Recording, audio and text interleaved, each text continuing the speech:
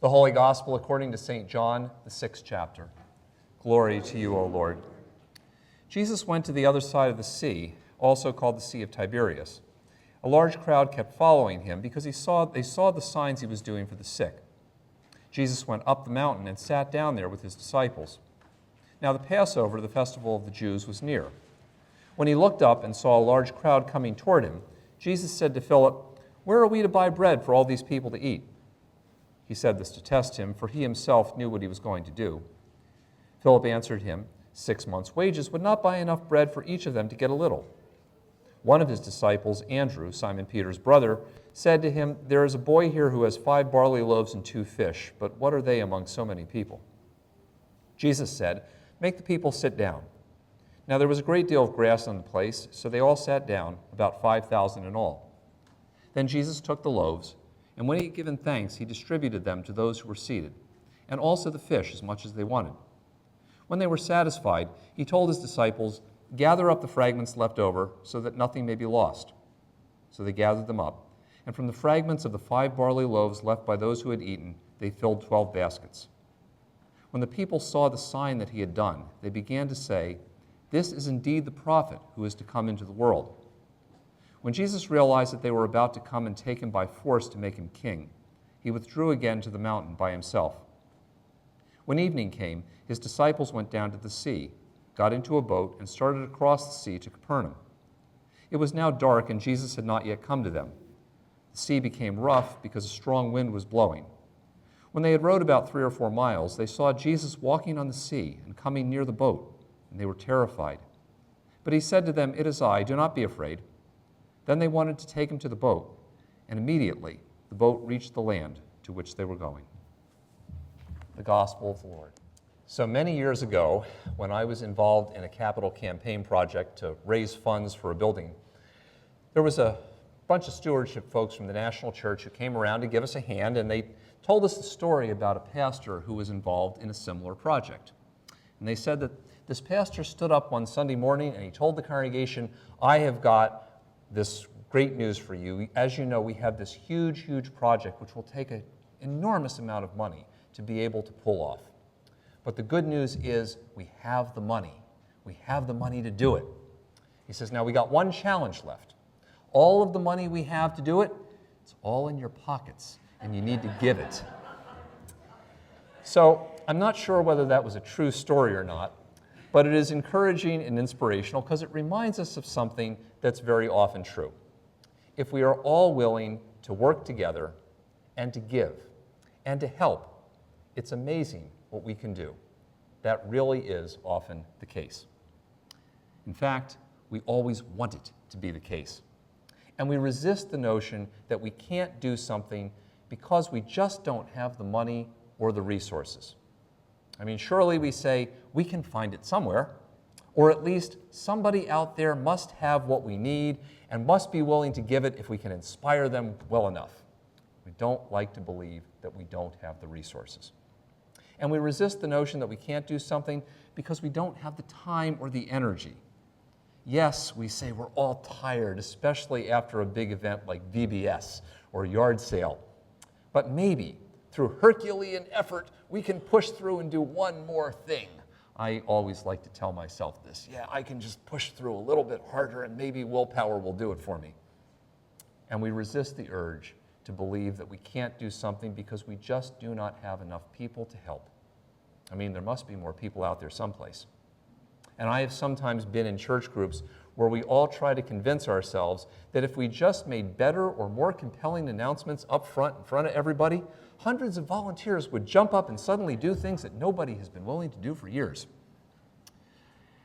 And I know for myself, I often resist believing that the resources just aren't there because I feel like if I can't do it, or if we can't do it together, all is lost.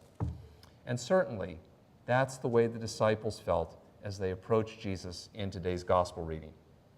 In today's reading, people had been chasing Jesus and his disciples around the lake because Jesus had been healing the sick. Probably, many of these folks were on the road anyway because they were heading to Jerusalem for Passover. And there were a lot of them, and many of them didn't have enough food with them, and Jesus and his disciples were all probably tired and hungry as well. So Jesus asked Philip, hey, where are we going to buy bread for all these people to eat? Jesus knows the answer, and so does Philip. Even 6 months' wages wouldn't be enough for all of us together to be able to raise enough bread to feed all these people, and we do not have that much money. It is not in our pockets. So then Andrew chimed in and he said, well, there's a kid here who's got 5 loaves of bread and 2 fish, which is about enough for one person for one day. These are little itty-bitty loaves and little itty-bitty fish. But what are they among so many people? We're sunk. We can't do it, even if we take what we have. Now, the story of the feeding of the 5,000 was so significant, even in the first century, that it is the only miracle story that is repeated in all 4 of our Gospels. You would think that raising the dead or something like that would be reported, but it's not. It's this story. It's this feeding of the 5,000. And so we have all probably heard it many times before. And often we read this as an encouragement not to give up when we only have small amounts with which to work. And that surely is part of the story. But for a moment, I want to consider how important it was, paradoxically, to actually give up, to recognize that there was no viable way forward, and for Philip and Andrew to tell Jesus that they just couldn't do it. Because actually, they were right. They couldn't do it. They didn't have the money, the energy, or the help they needed to feed 5,000 people out on a deserted hillside. They recognized their limits. There was no human way they could do it.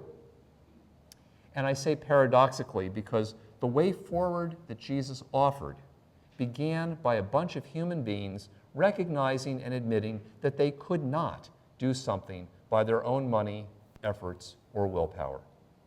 And they take that helplessness and they give it over to Jesus instead of forming a committee to argue about how maybe with a better program or organization they might be able to pull off something that they knew they couldn't do. And the admission that they can't do it is the first step in moving forward. Giving up on themselves and their own abilities is the first necessary step for them to seek Jesus' help instead of telling Jesus how they want the problem to be solved, which is often what they do in these cases. There is a problem, and Jesus says, or they tell Jesus in other versions of the story, here's how we solve the problem. Send the crowds away. We can figure out how you should solve this problem for us. They don't. They simply place their helplessness in the hands of Jesus. The first necessary step was giving up because it was the way that they were going to be actually open to doing things they had not considered. Because after all, what Jesus tells them to do makes no logical sense. Take these 5 loaves and 2 fish and go pass them out to the crowds. That makes no sense. That can't possibly work. But they're open now to doing something that they would not have done before. And admitting that they can't do it is the first step in helping them to be agents of a great miracle, even when they didn't realize at the moment how they were living into that miracle. They went about handing stuff out, probably wondering all along when a fight would break out because the bread had run out. They didn't know what they were doing or what Jesus was going to do. They were simply willing to be the agents of Jesus, doing what Jesus told them to do without any idea that this would be the story 2,000 years later that everybody would talk about. And so I think part of the message of the story of the feeding of the 5,000 is that sometimes for us to be agents of what Jesus is doing in the world around us, we need to give up on our ability to do stuff and actually admit that we cannot do all this stuff just by trying harder. And that's because often, paradoxically for us, that's the first step for us to be agents of Jesus' love and blessing in ways that probably we cannot imagine either. And of course, like those first disciples, giving up on our own abilities to control the situation is the first step. It is not the last step. And like those first disciples, the next steps often involve being ready to really be open to new ways forward, which we may not have considered before. And that may involve doing something different than what we had been imagining. And instead of trying to do harder this thing over here, to do something else that seemingly makes no sense. I mean, I am still amazed, years after we're back live in worship, how much streaming is still being an important way for people to tune in and to listen and to be part of our community here. I would not have imagined that 4 or 5 years ago. And I remember all the times before that, the number of people in church growth things in the national church and in various agencies that would charge you lots of money to say, we know how to make more people sit their butts in your pews on Sunday morning at a particular hour, and we're just going to keep, if you would just try harder, you could make that happen. And we couldn't. None of those things worked. But now, people are still here, but we're reaching a whole lot of other people. But it's about being open to new ways forward that Jesus puts in front of us that maybe we would not have tried otherwise.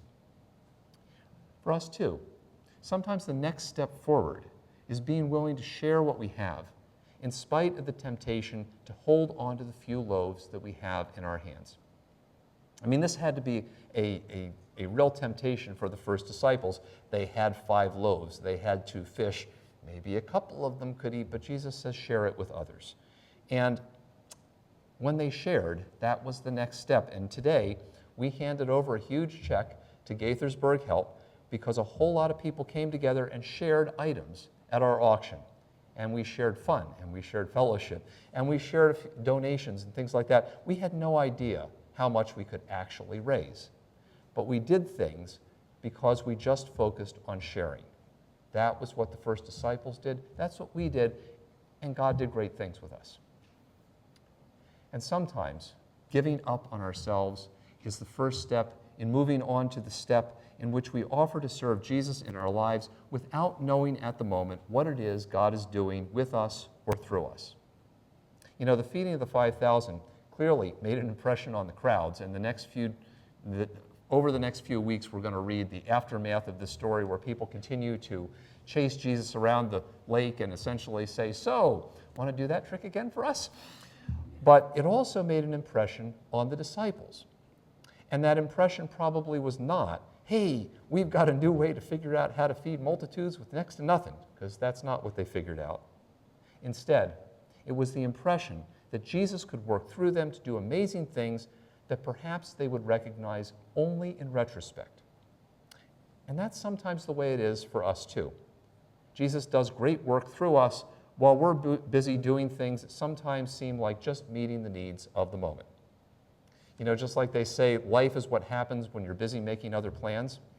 Sometimes Jesus is at work in us, working a miracle when we're just busy handing out bread to others. That's what happened for the first disciples, and sometimes that's what happens in our lives too.